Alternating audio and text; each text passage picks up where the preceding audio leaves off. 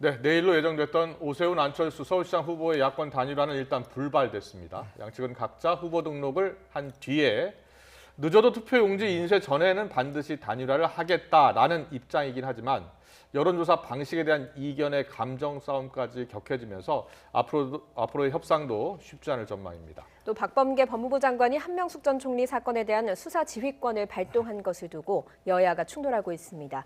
노동일 경희대 교수와 함께 짚어보겠습니다. 어서 오세요. 어서 오십시오. 네, 안녕하세요. 야권 단일화 후보 등록 마지막 날인 내일까지 일단 해보겠다 이렇게 했는데 무산됐습니다. 가장 근본적인 문제는 어디에 있을까요? 직접적으로는 뭐 후보 단일화를 위한 방법론에서 지금 여러 가지 이견이 예. 있다는 거죠. 실제로 예, 실무 예. 협상도 그렇고 본인들도 그렇고. 근데 근본적인 이유를 물어보시면 네. 지금 여론조사가 여러 개 나오면서 예. 야권이 지금 우위에 있다. 아. 이런 게 많이 나오지 않습니까? 예. 심지어는 뭐 3자 구도에서도 뭐 승리하는 야권 후보가 네. 나온다. 이렇게 얘기하니까 양보할 이유가 없는 거죠. 두 사람으로서는. 네. 반드시 내가 돼야 되고 내가 되기만 하면 이길 수 있다는 음. 그런 식의 지금 생각이 많이 되고 있고요. 네. 예. 그러니까 양보가 쉽겠습니까? 더더구나 네. 그 주위 후보를 둘러싸고 있는 세력들이 있는데 예. 예. 그 세력들은 절대 양보를 할 수 없는 상황이 돼버렸죠. 지금. 그렇군요. 예. 그게 근본적인 이유 같습니다. 예. 네, 네네. 뭐 근본적인 문제는 그렇다고 해도 일단 여론조사 방식을 두고 이견이 있었다가 안철수 후보가 오늘 오세훈 후보 측이 제안한 여론조사 방식을 수용하겠다 이렇게 이야기를 했거든요. 단일화 협상 뭐 재개 가능하겠습니까? 그래서 이제 그 여론조사 방식도 지금 여러 얘기가 나오고 있어요. 안철수 후보 측에서는 경쟁력 조사를 선호한다고 예. 하고 예. 오세훈 후보 측에서는 적합도 조사를 선호한다고 하고 예. 여러 가지 얘기가 나와 있었습니다. 야당의 박영선 후보와 경쟁할 후보로서 어떤 후보가 더 적합한지요 이렇게 물어볼 수도 있고 예. 예. 경쟁할 후보로서 어떤 후보를 더 지지하시는지요, 네. 선호하시는지요. 뭐 그런 것들의 문항이 각각 다 다르다고 문항에 하고요. 영향을 많이 미치죠. 예, 마지막으로 이제 뭐 오세훈 후보가 얘기한 것은 예. 더더구나 또 한 가지 방법이 참 하나 빠진 것은 네. 국민의힘 측에서는 유선 전화를 반드시 넣자. 예. 다 지금 이제 기본적으로 이제 무선 전화를 다 사용을 하는데 예. 유선 전화를 10% 최소 5%를 넣자. 네. 이것을 국민의힘에 주장하는 것이고 예. 국민의당에서는 반대한다는 것인데 예. 지금 이제 마지막 나온 얘기 그런 것 같아요. 오세훈 후보에서는 유무선 방식을 섞어서 두 후보의 경쟁력을 따로 조사하고 적합도를 따로 조사해서 예. 1000명씩 조사해서 그것을 예. 합산해서 최종적으로 결론 내리자. 예. 이렇게 얘기 나오니까 너무 복잡한데 예. 어쨌든 지금 실무진은 너무 복잡한 여러 경우의 수를 놓고 지금 경쟁력, 적합도 어떻게 할 것인가, 유무선 조사를 어떻게 할 것인가 그런 문제를 지금 경우의 수를 많이 따지고 있는 것 같아요. 예. 내일까지 후보 등록이니까 각자가 이제 후보 등록을 할 겁니다. 그럼 오세훈 후보는 2번으로 할 테고요. 안철수 후보는 4번으로 할 겁니다. 일단 남은 기간 그러니까 투표 용지 인쇄까지 남은 기간은 열흘로 보고요. 그때까지 단일화를 할 것이다라고 양측은 이야기는 하고 있는데 단일화 효과는 아무래도 좀 주는 것 아닐까 이렇게 보는 시각이 많은데요. 이미 이제 흔히 얘기하는 아름다운 단일화, 예. 시너지를 낼 수 있는 단일화는 이미 물 건너갔죠. 예. 이름은 물 건너갔고 29일에 이제 이 투표용지를 인쇄한다는 거죠. 예. 그런데 28일까지 사퇴하면 일부 보도에서는 후보 이름이 안 나온다 투표용지에 그런 얘기가 나왔는데 그건 사실이 아니고요. 예. 후보 등록을 하면 후보 이름은 나오게 되어 있습니다. 예. 나오게 되어 있는데 28일까지 사퇴를 하면 네. 29일 인쇄하면서 그 후보 이름 옆에 네. 사퇴라고 인쇄가 됩니다. 예. 그렇군요. 예, 사퇴 인쇄가 예. 되니까 그나마 그래도 좀 난감한 상황은 면할 수 있는데 네. 일부 선거 전문가들, 선관위 제가 좀 아는 분들한테 물어보니까 예전에도 그런 일이 있답니다. 사퇴라고 써 있어도 네. 거기에 자기가 지지한 사람은 어. 꼭 찍는 사람도 있다는 거예요. 사표가 나올 가능성이 있군요. 그러니까 사표가 예. 많이 나오죠, 상당히. 아. 상당히 사표가 많이 나왔고 예. 그러니까 이미 이제 아름다운 단일화하는 물 건너갔고 시너지 단일화도 물 건너갔지만 예. 심지어는 이제 28일까지 사퇴하더라도 굉장히 많은 사표가 나올 가능성까지 있기 그렇군요. 때문에 예. 야권이 설사 단일화를 이루더라도 승리를 위한 필요 충분 조건은 안 되는 거죠. 예, 그렇네요. 지금 이렇게 말씀하신 대로 단일화 협상도 난항인데요. 감정 싸움도 격해지고 있습니다. 최근에 어떤 말들이 오갔는지 듣고 오겠습니다.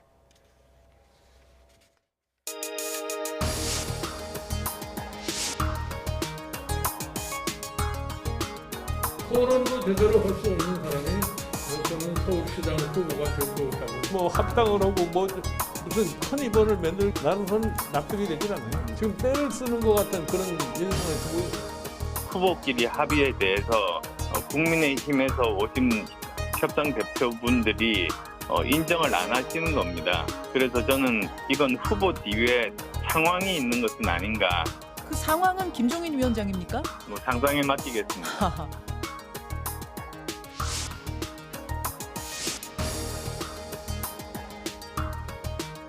그 김종인 위원장님의 사모님이 네. 제 아내와 이름이 같습니다. 맞습니다. 혹시 그분과 착각해서 그러신 것 아닌가? 혹시 그 말을 한 사람이 자기 당의 위원장을 디스한 거 아닌가? 저는 그렇게 생각합니다. 이준석 전 최고위원이 그 말씀하셨잖아요. 예, 아우 그러면 안 되죠. 잘리겠네요, 곧.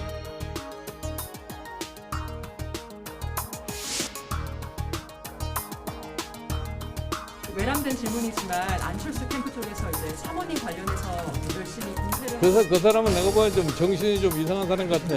예. 양측의 이 단일화 협상 줄다리기가 결국은 이 감정 싸움으로 번졌고요. 그 수위가 점차 높아지고 있습니다. 특히 김종인 비대위원장이 안철수 후보에게 이제 정신이 좀 이상한 사람 같아요. 이렇게 이야기했거든요. 양측 간의 설전 지금 어떻게 보세요? 그런 식의 이제 안철수, 김종인, 안철수 두 사람의 그 감정 싸움은 어제 오늘 일은 아니죠. 예. 안철수 대표가 이제 처음 정치 입문할 때 김종인 지금 현 비상대책위원장이 당시 뭐 일 멘토라고 얘기 나오니까 안철수 대표가 당시에 그런 멘토라면 300명이 더 있다. 얘기하면서부터 사실은 두 사람 사이의 감정이 시작된 거죠. 감정이. 그리고 이제 뭐 여러 그 부딪힐 기회 있을 때마다 이렇게 감정 싸움을 했는데 예를 들어서 3자 대결에도 이길 수 있다라고 이제 김종인 위원장이 네. 얘기한 것은 전략적 발언이라고 얘기할 수 있습니다. 우리가 반드시 단일화하겠다. 단일화하면 이긴다는 그런 전략적 발언이라고 할 수 있지만 그러나 저렇게 뭐 토론도 못하는 사람이 또는 무슨 때를 쓴다 저렇게 정신이 이상하다 이렇게 얘기하는 것은 정말 선을 넘은 거죠. 단일화라고 하는 것은 단일화 자체가 이기는 걸 보장해 주는 게 아니잖아요. 잘 단일화해서 서로 상대방끼리 서로 누가 되든 간에 정말 힘을 합쳐서 뭐 선대본부장이든 선대위원장해서 같이 선거운동을 하면서 이길 수 있는 그런 것을 위한 필요 조건일 뿐인데 저렇게 얘기하는 것은 전 단일화하겠다는 사람들이 아니라고 지금 생각이 됩니다. 심지어 여론조사에서 무슨 3자 대결도 이길 수 있다, 단일화만 하면 야당은 이길 수 있다 이런 게 나오니까 너무 지나치게 자만한 것은 아닌가 하는 그런 생각을 해볼 수밖에 없죠. 뭐 상황이 지금 말씀하신 대로 뭐 선을 좀 넘는 그런 발언들이 계속 나오다 보니까요. 국민의힘 내부에서 김종인 비대위원장에 대한 반발 목소리도 나오고 있습니다. 들어보고 오겠습니다.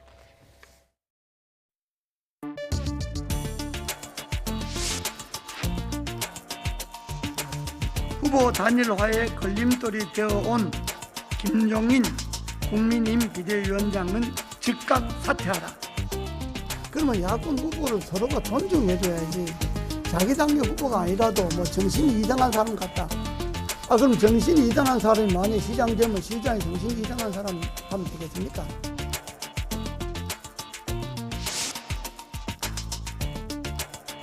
이 약속이 깨진 겁니다. 그래서 여기 우리는 분노하는 것이고 두 후보가 결단을 내야 됩니다. 이걸 가지고 다시 또 실무 협상을 한다는 것은 또다시 다른 방해꾼이 등장해가지고 이 일을 그르칠 것이라는 것을 저희도 확신합니다. 뭐 당내에서 여러 가지 목소리 나올 수 있습니다만 지금 보면 김종인 비대위원장 사퇴 요구까지 지금 나오고 있습니다. 이게 재보선 이후까지 보는 어떤 그 야권 재편 문제와 맞물려 있다 이렇게 보는 분들도 있더라고요. 그렇게 보십니까? 그렇게 볼 수도 있겠죠, 일부. 그러나 만약에 야권이 여기서 뭐 단일화를 해서 지든 단일화를 못해서 지든 져버리면 정계 개편이 무슨 의미가 있겠습니까? 그죠? 당장 지금 배가 고파서 너무 배고프다 하는 사람한테 내년에 저 잔치가 있으니까 그때까지 좀 참으세요. 라는 말하고 뭐가 다른가요? 지금 단일화 저렇게 해서 만약에 좀 설사 단일화 하더라도 정말 패자가 됐다면 그 개편된 야권을 누가 뭐 대표로 하든 아무 의미가 없는 거예요. 2012년 대선 때 봤잖아요. 문재인 안철수, 안철수 문재인 대선 단일화가 됐지만 졌지 않습니까? 예. 그때도 뭔가 참 단일화가 이상하게 되면서 어그러지면서 결국 단일화를 하긴 했지만 안철수 후보가 사퇴하면서 뭔가 좀 뜨뜻미지근하고 예. 투표날 외국으로 가버리는 네. 그런 단일화가 되었으니까 결국 저는 그것도 하나의 패인이라고 생각하거든요. 예. 지금도 그렇게 될 수밖에 없는 상황이 지금 점점 더 다가오고 있다고 생각합니다. 그렇군요. 네. 예. 네, 알겠습니다. 여권에서 어제 단일 후보로 박영선 민주당 후보가 무난하게 지금 선출이 됐습니다. 뭐 어느 정도 예상했던 거지만 사실 정치권에서는 어떤 정치적인 이벤트가 있으면 지지율이 오르는 효과가 있잖아요. 근데 이번에는 너무 무난해서 그런 효과를 보기는 어려울 것 같아요. 근데 너무 무난해서 아무런 네. 효과가 없는 거죠. 사실은 뭐 예. 컨벤션 효과라는 것은 뭐 좀 떠들썩하고 예. 저게 승부가 어떻게 될까 예. 뭐 조마조마하고 이렇게 돼야 되는데 지금 뭐 사실은 뭐 어느 정도가 아니라 너무 더 이 뻔한 결과니까 예. 사실은 죄송한 얘기지만 네네. 아무 의미가 없는 그런 단일화죠. 예, 알겠습니다. 박영선 후보 같은 경우에는 이제 중도 확장을 노리고 있는데요. 열린민주당 지지층이 호응을 보낼 것 같습니까?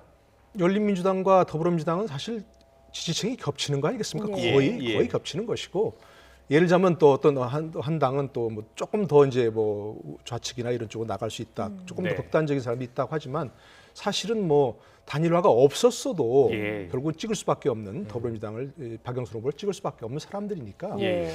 중도 확장으로서는 의미가 없는 거죠. 예. 지금부터 이제 과연 중도층 표심에 어떻게 호소할 것인가가 굉장히 중요한 그런 시기가 된 거죠, 이제는. 예, 알겠습니다. 알겠습니다. 그리고 어제 고 박원순 전 서울시장의 성추행 피해자가 언론 앞에 처음으로 모습을 드러내고 입장을 밝혔습니다. 관련 영상 보고 질문 이어가겠습니다.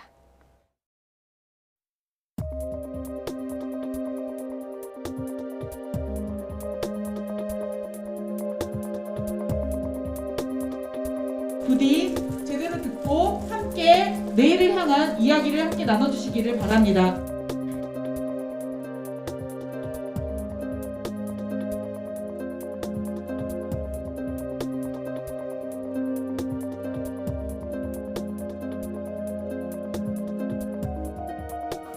다시 한번 당을 대표해서 피해자께 진심으로 사죄드립니다. 당이 부족했습니다.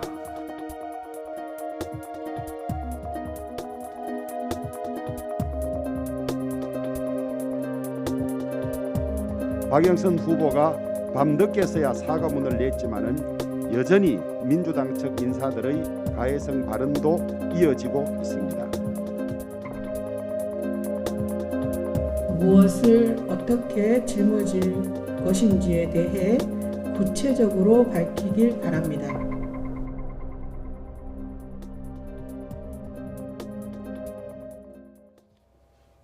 네.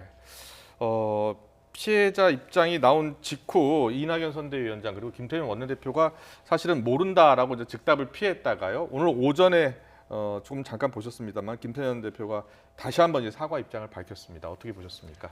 예. 민주당으로서는 뭐 언급을 안 하고 싶겠죠. 예, 가능하면 언급을 안 하고 싶겠고 언급을 하더라도 이 문제가 이제 결국 보궐선거가 치러지는 원인이 뭔지 예. 자꾸 유권자들이 이렇게 생각하게 되는 그런 사태를 피하고 싶겠죠. 예. 파장을 최소화하고 싶겠고 어쨌든 지금 뭐 할 말은 하고 싶은 말은 많겠지만 네. 말을 할수록 자꾸 그 문제가 부각이 되니까 예. 되도록이면 말을 안 하고 언급을 안 하고 예. 이른바 로우키를 유지하는 걸로 아마 전략을 삼을 것 같습니다. 네. 그래서. 그런데 그런데, 어제 예. 피해자가 계속해서 자신을 피해 호소인으로 부른 그런 의원들에 대해서 좀 징계를 요구했거든요. 여기에 대해서 박영선 후보가 고심 끝에 이제 어제 페이스북에 모든 것을 짊어지고 가겠다 이렇게 표현했거든요. 이게 무슨 뜻일까요? 글쎄 이제 야권에서 얘기하는 것처럼 모든 짐을 짊어지고 가겠다면 책임을 지겠다는 얘기인데 예. 책임을 지는 방식으로 뭔가를 좀 얘기를 해야 되는데 이렇게 말만 하지 않고 저는 예. 민주당에서 지금 이른바 뭐 남인순 의원을 비롯한 그 피해 호소인이라는 말을 만들어냈던 예. 그분들이 지금 박영선 후보 캠프에 있지 않습니까? 네네. 그러니까 저는 그냥 자꾸 아무 언급도 하지 않고 그냥 넘어가지 말고 예. 그분들이 그 문제에 대해서 지금 좀 잘못되었다. 네. 지금 누구나 그렇게 얘기하지 않습니까? 아까 김태년 대표도 이낙연 대표도 얘기하니까 저는 그렇게 매듭을 짚고 넘어가는 것이 오히려 낫지 않을까 싶은데요. 네. 언급을 안 하고 넘어가는 그런 전략보다는 그분들이 나서 그런 용어를 그때는 그렇게 하는 것이 맞다고 생각했는데 예. 지금 와서 생각하면 이거 잘못했다 하고 매듭을 짚고 넘어가는 것이 오히려 깔끔하게 이 문제를 정리하고 넘어가는 건 아닐까 싶은데 예. 조금 더 판단을 좀 달리 해봐야 할 것 같습니다. 네. 그리고 오세훈 후보 같은 경우에는 박영선 후보에 대해서 책임지고 후보에서 사퇴해라 이렇게까지 좀 강력하게 이야기를 했거든요. 그러니까 뭐 다들 정치 공세하는 것이죠. 예. 오세훈 후보에 대해서도 아까 좀 잠깐 보도가 예, 나왔습니다만 시장직을 정말 가볍게 여긴다는 그런 자꾸 얘기할 수밖에 없는 상황이 예. 벌어지고 있고요. 본인 언급이 그렇게 얘기했지 않습니까? 네. 뭐 양심 선언자가 나오면 후보직 사퇴하겠다 이렇게 얘기하는 저도 그걸 보고 참 저렇게 얘기해서는 안 되는데 하는 예. 생각이 좀 들었고요. 예. 어쨌든 좀 박영선 후보에 대해서도 오세훈 후보가 계속 뭔가 들잡고 양 후보가 앞으로 계속 더 많을 겁니다. 이제는 예. 그렇죠. 정치 공세가 예. 저걸 뭐 정치 공세라고 이렇게 다 이해하고 넘어가야 되겠죠. 네네. 네. 자, 선거를 앞두고 사실 여당이 여러 가지 악재를 만난 건 사실이에요. 이런 가운데 여당에서는 본격적으로 이제 이명박 전 대통령을 또 다시 이제 소환하고 나섰는데요. 어떤 내용인지 듣고 오겠습니다. 1, 2기 신도시 이후에 뭐 공적 개발이든 민간 개발이든 이런 식의 부동산 비리와 관련돼 있는 것을 일단 테이블 위에 올려놓고 검토는 해봐야 될 것 같아요. 나중에 또 알고 보니까 그때 뭐 이명박 뉴타운 때 이런 게 있었다 이렇게 드러나면 안 되잖아요. 그래서 그런 것들을 한번 테이블 위에 올려놓고 이게 이번 기회에 한번 들여다보자 이런 판단을 한번 해보자는 거죠. 네. MB 때 추진했던 뉴타운 여기도 좀 조사를 해보자. 그러니까 LH 특검의 범위를 좀 넓히자 이런 주장이에요. 자, 야당이 쉽게 수용할 것 같지는 않고요. 지금 이제 특검을 합의했다고 하지만 예. 여야가 합의해서 특검 실시하는 게 4월 7일까지 되겠습니까? 예. 안 되죠. 누구나 안 되는 거 한두 달 알고 걸린다고 있습니다. 하더라고요. 예. 본인들도 알고 있고 뭐 그렇게 주장하는 여당도 알고 야당도 알고 있고 저렇게 얘기하는 것은 다 뭔가 핵심을 피해가면서 지금 다 정치 공세를 하는 건데 예. 저는 좀 여야에 조금 권하고 싶은 것은 어쨌든 현재 핵심적인 문제는 현 정부에서 발생한 3기 신도시 투기 문제 아니겠습니까? 예.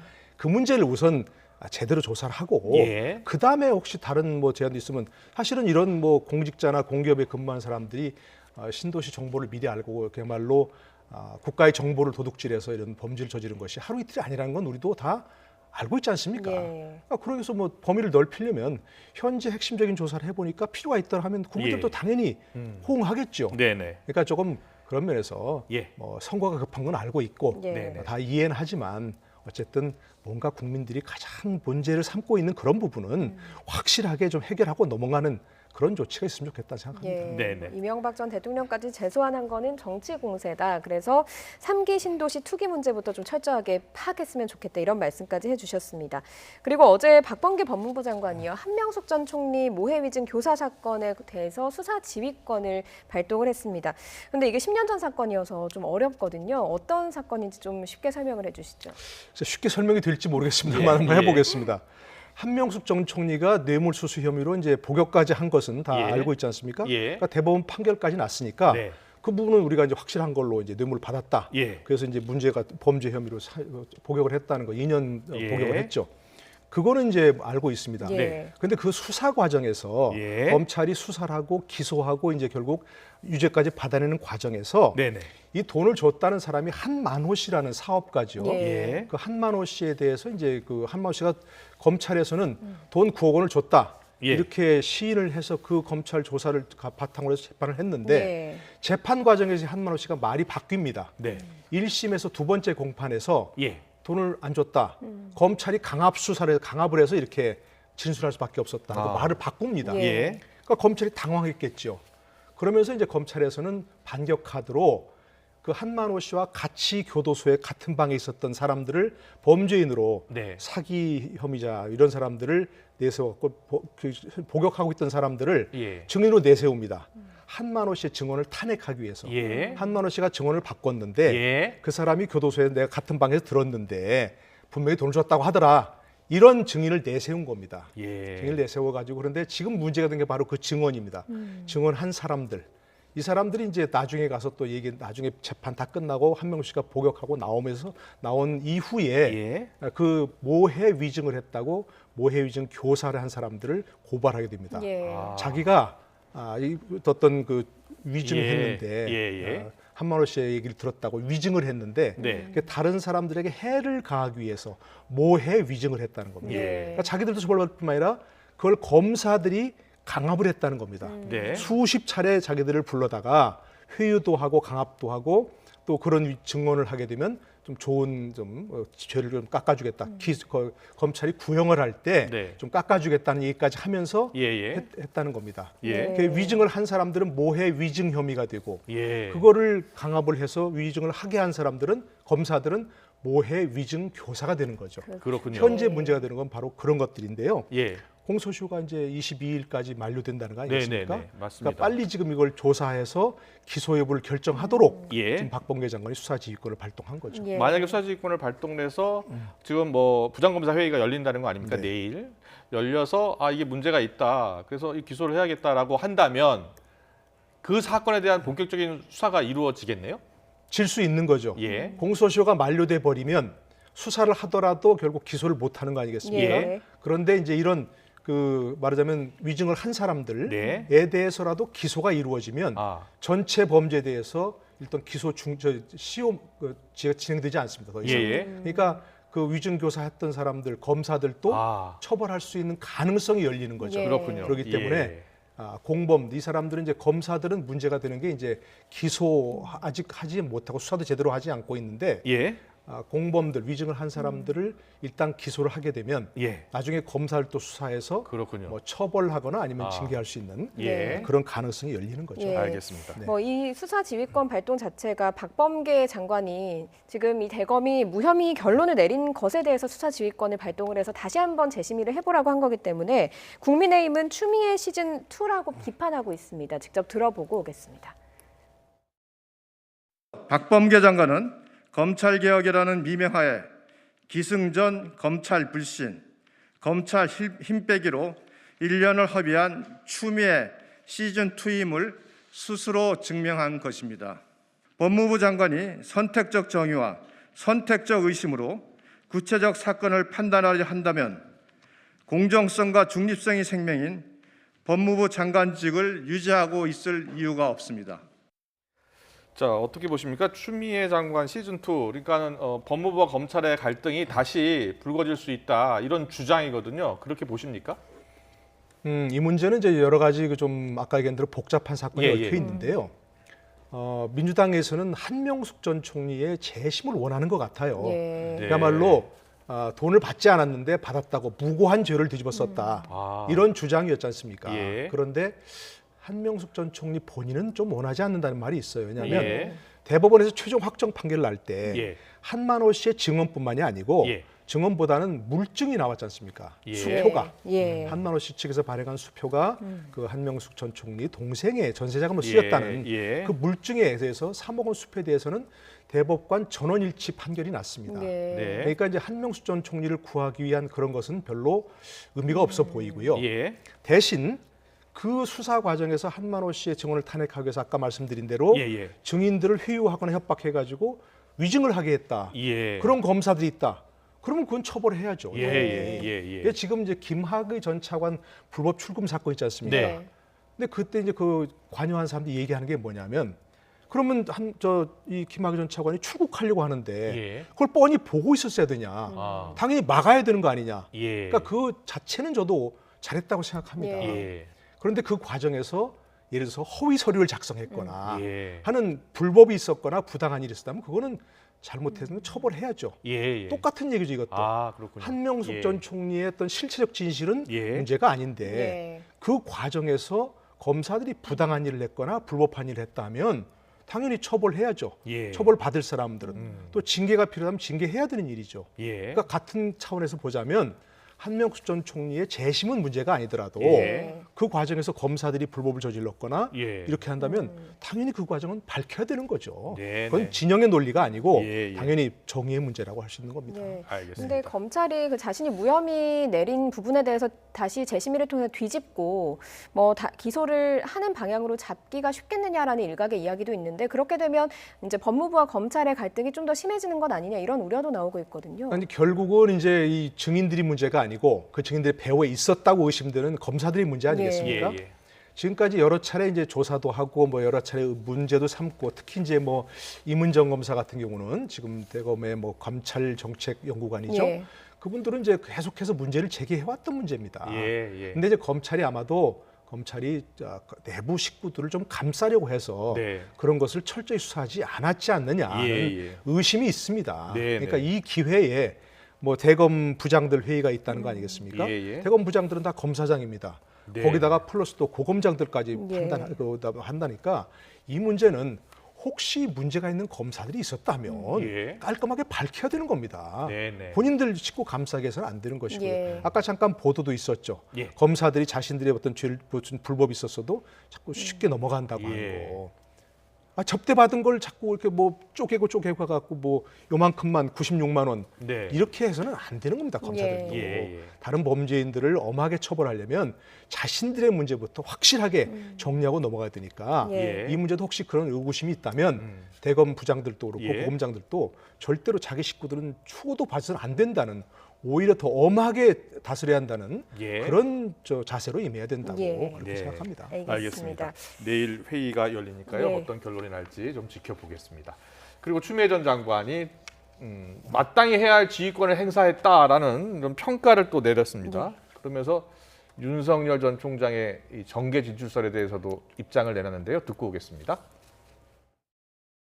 정치 군인 같은 정치 검찰이 탄생한 거죠. 촛불 시민께서 세운 나라에서 막강한 무소불위의 권력 권한을 휘둘렀던 검찰 총장이 정치에 뛰어든다 하는 것은 좀 아이러니라고 할 수가 있습니다. 나오지 않아야 되는데요.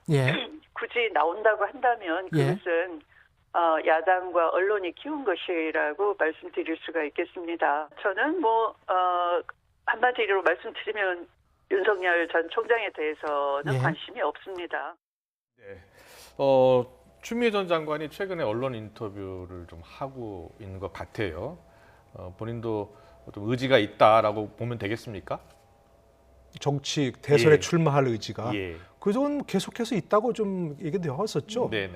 행보를 지금까지 이제 예를 들어 그 전에 이제 예측으로서는 서울시장 출마하고 그다음에 대선까지 노려본다 이렇게 얘기했으니까 또 정치인들 치고 5선 국회의원 아니었습니까? 5선 국회의원이라면 당연히 그 최종 목표는 대선이라고 하니까 얘기가 있을 겁니다. 생각이 있을 거고요. 윤 총장이 대선에 출마할 경우 대항마로 추장관을 여당에서도 생각할 수 있다라고 보는 분들도 있어요. 어떻게 보세요? 그러니까 속된 말로 우리 속담으로 꽁 잡는 게 매라고 하지 않습니까? 그러니까 아마도 이제 윤석열 추미애 갈등이 굉장히 오랫동안 지속돼 왔었는데 추미애 전 장관 본인은 윤석열 전 총장이 정치에 나오고 대선 나온다면 본인이 출마해서 윤석열 적어도 윤석열 방어소로는 하겠다.